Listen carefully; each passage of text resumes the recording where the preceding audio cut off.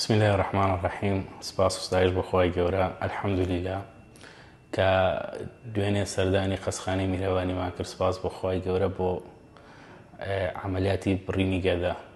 الحەمدوللیلا هەزار جار سپاس بۆ خۆی گەورە و سپاس بۆ دکتۆرە بە ڕێزەکان، بۆ دکتۆر دلێر، بۆ گشت کارمەندەکانیان. بەڕاستی زۆر ئەرکیان کێشا تا بڵێ خەسخانەیەکی بە خزمەتن و زۆر ڕێزت لێگرن، ڕوویەکیان خۆشیان هەیە،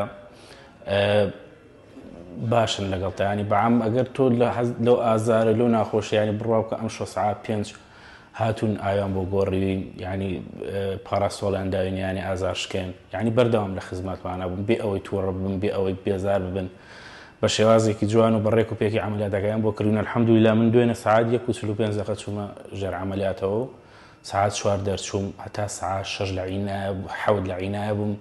3 دکتۆر بەردەوام چاودێری تەندروستیان کردوون، تەندروستیم باش بوو، زۆر مەزبوط بووم، هێناوە قاوەش و قاوشەکەش سپاس بۆ خوا بەردەوام زەخت دڵ بەردەوام خزمەتگوزاری و پێچێشە و مشکیلە و زۆر ڕێک و پێکە. الحەمدوللیلا بەڕاستی من لە پیرەمەگرونەوە هاتووم، بەم گەرمایە و بۆ ڕێگا ناخۆشە لە پیرەمەگرون بیت بۆ هەولێر. ئەمە شتێکی کێیە خۆ ئەوە نەبێ بڵێ لە سلێمانی عیادەی لێ نییە، دکتۆری لێ نییە، زۆریشی لێ و زۆریش باشە، بەڵام هەموو شتێک ئینسانە بە قەنەعەتی بە شتێکە بێ. من کوتم ئەگەر بێت و عملیاتەکە بکەمە بە دکتۆر دلێر بۆم بکە، قەنەعەتم پێی هەیە، یعنی ئەزانم چۆن ئیشەکە، خەسخانەکە میهرەبانی خۆشیان میهرەبانن، ئەزانم چۆن تەسەڕوف بکەن، چۆن عملیاتەکەت بکەن بە شێوازێکە ڕێک و پێک بە جوانی.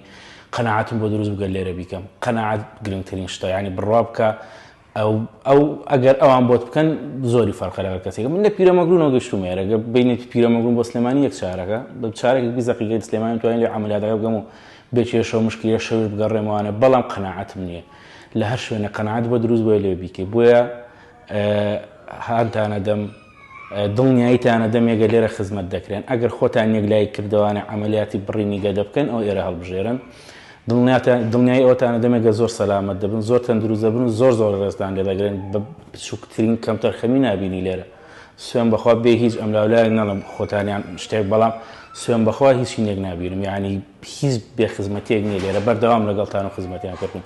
سپاس بۆ خۆی گەورە، زۆر باشبوون و زۆر مەزبوط بوون لەگەڵمانە، دەستیان خۆش بێت. میهرەبانی، دڵسۆزی و لێزانی.